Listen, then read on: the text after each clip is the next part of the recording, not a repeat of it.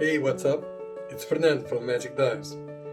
Imagine yourself at a scuba dive, shooting some footage with your huge, large, and very expensive equipment, and then all of a sudden this diver appears, carrying only a mobile phone and some lights, and out of nowhere starts to shoot wide-angle shots and super macro shots using just a smartphone. Today we will be talking about this and a whole lot of other things as I interview Alexandre Ribeiro, a former farmer here in Portugal that went to Indonesia and established himself there as an underwater videographer. He will be virtually here as you will see and will share a little bit of his life experience as well as some tips and tricks on how to make a nice footage with only a smartphone.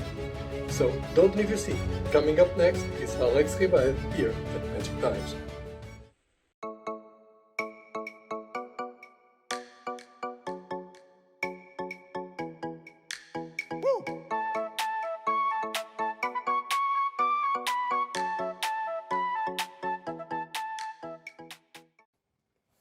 Hello Alex, welcome to Magic Dives. Thank you for coming. Indeed, thank you for taking your time to be with us. I invited you here because we are talking today about life-changing decisions. And you did one. You did a hell of a one. Yes, at that time I was a farmer. We were talking about maybe 2012, something like that. 2000, maybe earlier. I was a farmer. There was a huge crisis coming from 2004 in Portugal. And at that time I realized it was not something that would just last 1 or 2 years. It was something that would be lasting for many years. That would not go away soon. When I realized that, I start thinking, what can I do that I can work somewhere else and try to run away from the European crisis, mostly the Portuguese crisis, but it was a whole European crisis at the time. So I was thinking, well, I like the sea, I like the ocean, I know how to swim, I know how to dive, I can become a scuba dive instructor.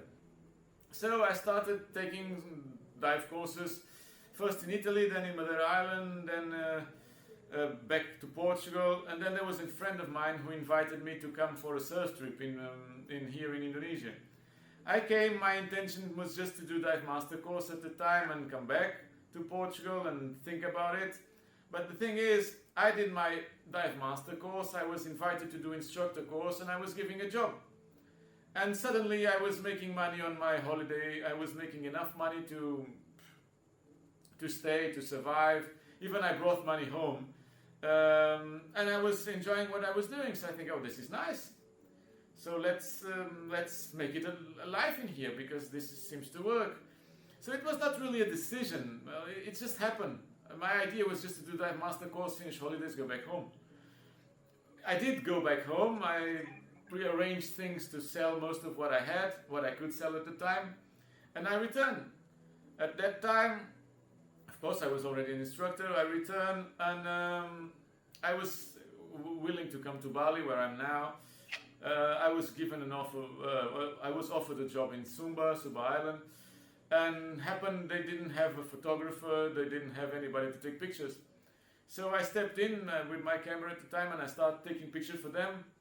And I was lucky, those guys were considered the best hotel in the world for 2 years in a row.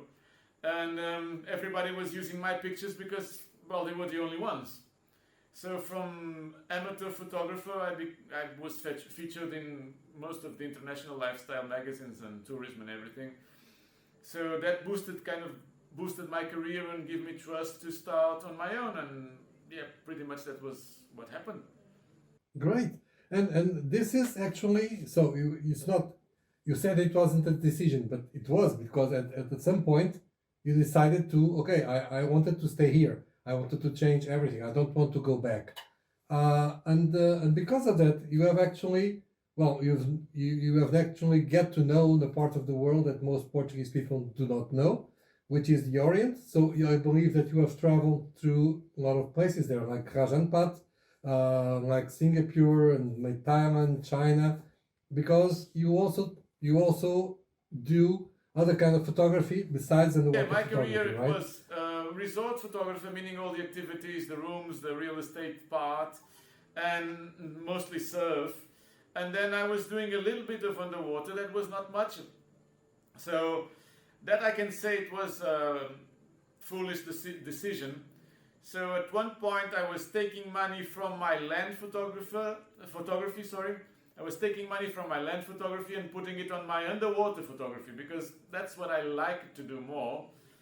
So, and that can be considered from a strictly financial point of view foolish, because I was a very successful land photographer, willing to be successful as an underwater photographer. In fact, I was so persistent on underwater that eventually it started paying off. So now mostly what I do is underwater. But yes, life would be much easier if I was sticking to land and sports. I believe so.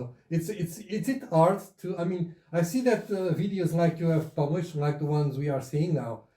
It's a video where you're actually teaching people to have a neutral buoyancy, a correct neutral buoyancy, and well, some kicks like the floater kick, etc.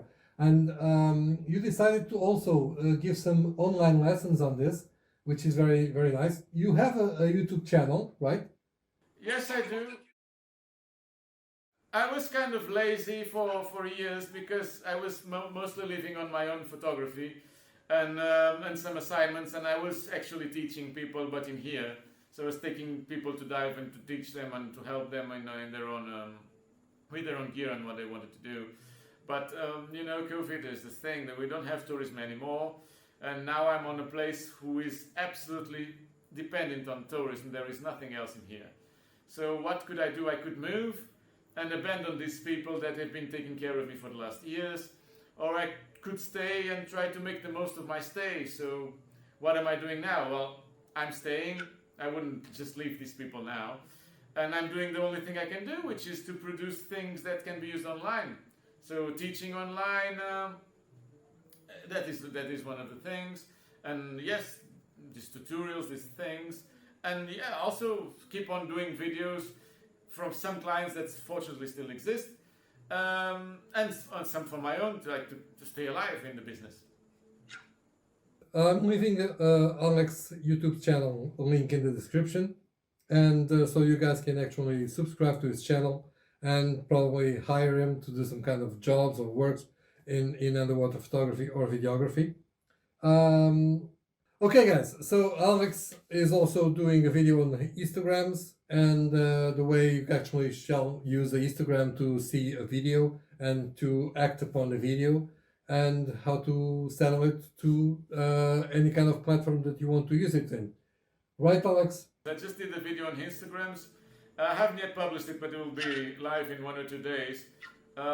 Yes, well, everybody knows how to read in Instagrams, but I'm getting a little bit specific on the underwater thing and shooting with cell phones.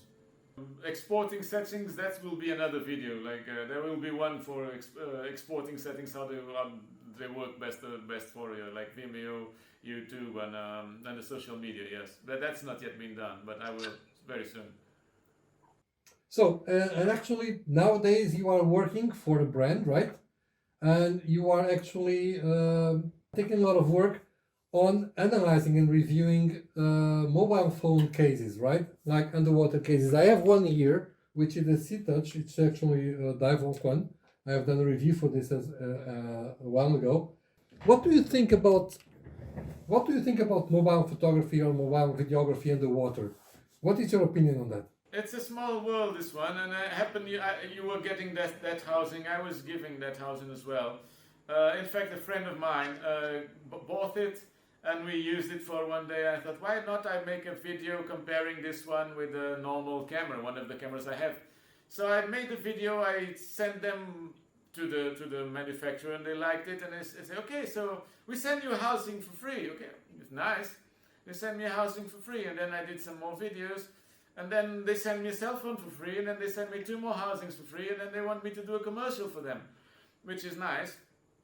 So yeah, that's been one of my best clients so far in this COVID situation. We see that a lot of people, scuba divers, that people that are in the underwater videography business, not only the professionals, but people like us, people like me, especially, that I'm not a professional of underwater videography. I just like to do underwater videography. So I have some kind of jobs that are paid jobs, but mostly I'm talking about, well, personally satisfying jobs.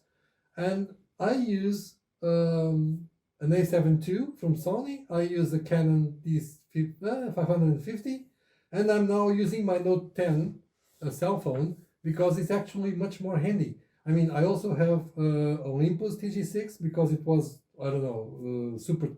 People talk a lot about it. Actually, I don't like it very much. I actually like my Note 10 better. So I think you are sharing the same opinion that people would have a lot of benefits by taking just a mobile phone and this kind of housings with them on a holiday and do a scuba dive or even snorkeling and get some actually decent footage. Is it something that you can share? Do you share the same opinion? I mean, Absolutely, because before people they watch TV, they have albums at home. People now shoot for the social media. So if they're exclusively shooting for social media and they don't want to spend so much time processing, there won't be much of a difference in between shooting with your cell phone and shooting with a real camera, because the real camera will need processing. So if you want to invest a lot of time and money on processing and finishing the video, okay, a good camera, a good DSLR camera, a good video camera is nice. If you're shooting and you want to share your experience, probably a cell phone will be a much better choice, will do a much better job than your camera, because they're getting good. Of course they do their own sharpening, they do their own color correction, they do their own thing, but they don't do it so bad. If you cannot do it better than the cell phone will do it very, very well. And there is another thing. These housings, you can just put any cell phone inside. You just throw your cell phone, you change the cell phone, you throw another one, just get the tray, or even with the same tray. So this is kind of future proof and it's cheap. Whether if you buy a camera and housing, in 2 years there will be another camera, and then you need to buy another camera and another housing. And they are bulky. Only thing I would say that cell phones so far that don't work so well is that you cannot actually use strobes for stills. So for photography, strictly photography, yes, a camera can be a better option in some cases, but for overall, if you take pictures of yourself, of your friends, of big fish, if you do videos, a cell phone will be a much better option, even a much better option than an action camera, because an action camera you're kind of committed to the camera settings, and a cell phone you can evolve. I mean, you can use the defaults, but there are apps like Filmic Pro and others that you can actually choose your own settings. So you take more benefit of this one than fiddling through two buttons in an action camera and trying to find out how to change the thing, and then when you change it, the fish is already gone. So they're kind of in a niche in between high-end footage with a real camera and an action shot with an action camera. So in between, I would say the cell phones are the best ones. okay, Alex. So it's still about movies and about the cell phone use.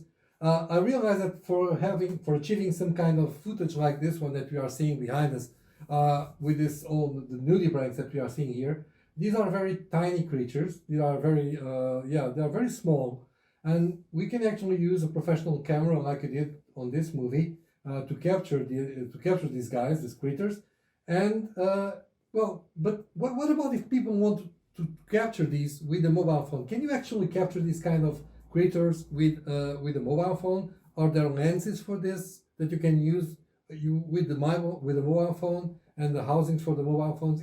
Is it feasible to do it? Well, up to a point. Now you have some cell phones that have really, really nice macro lenses, their own micro lenses, and you can get really near, and it works. At that time, my cell phone was not so good, and for now, some cell phones they still have some limits regarding the magnification that you can go. Yes, they do macro, but usually not in 4K. So that is a compromise. You do it like Full HD or 750, 720. You can do big magnification. If you want to still stick to 4K, probably not so much. But still, for macro, there is like 1-2 centimeter creatures that are perfectly feasible. But Alex, okay, so so you're talking about 1 centimeter creatures. Do you have any kind of example? I know that you have done a short movie, right?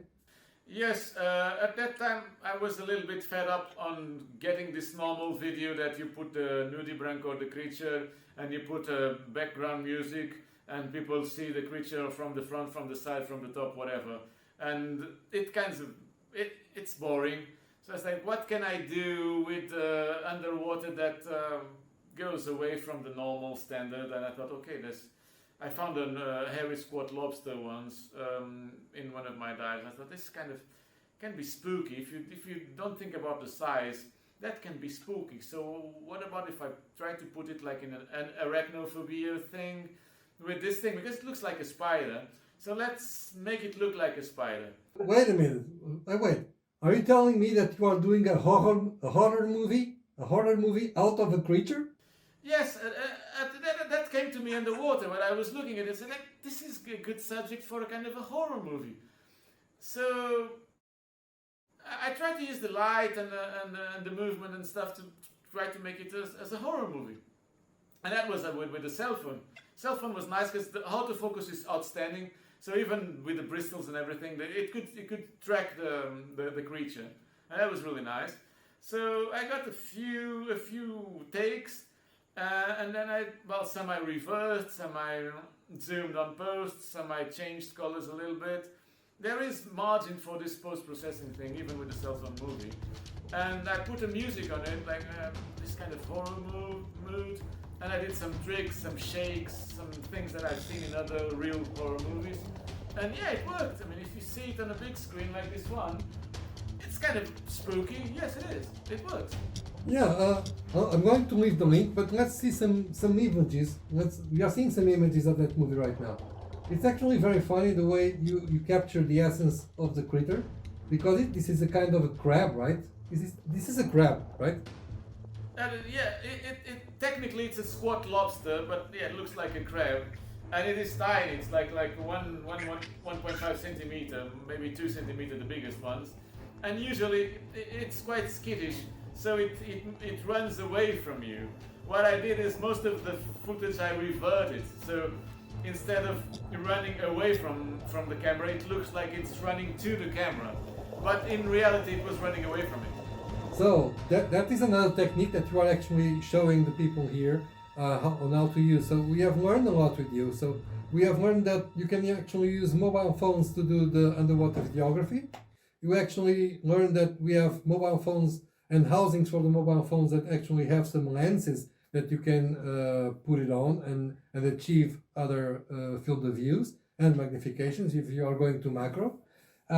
And now we are of course remembering that the sound actually makes the movie atmosphere, right?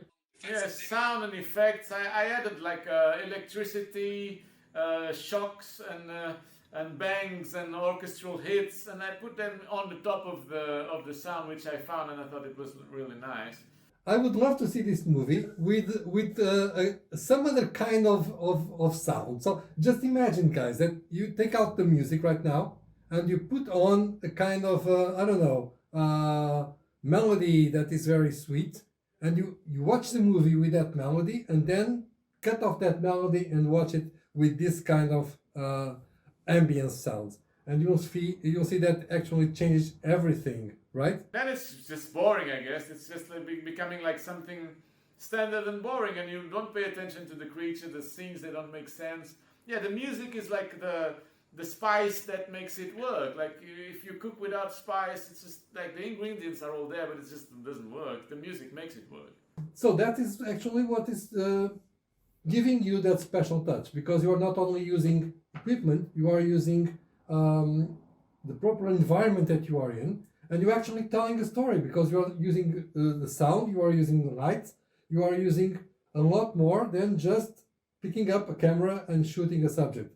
And this is actually very good, and this is actually what we want to get to our viewers at home.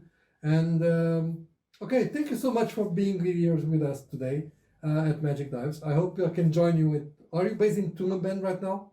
Yes, until I don't know. I mean, you see all the things in here, and I don't really want to change place because, well, I'm here and I like what I do. I just hope the circumstances change.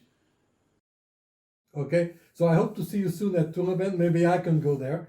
Guys, if you want to meet Alex, you know where to find him. I'll leave the links here. Go to Tournament, talk to him, and get some lessons from this guy because, as you can see, his footage is really worthwhile.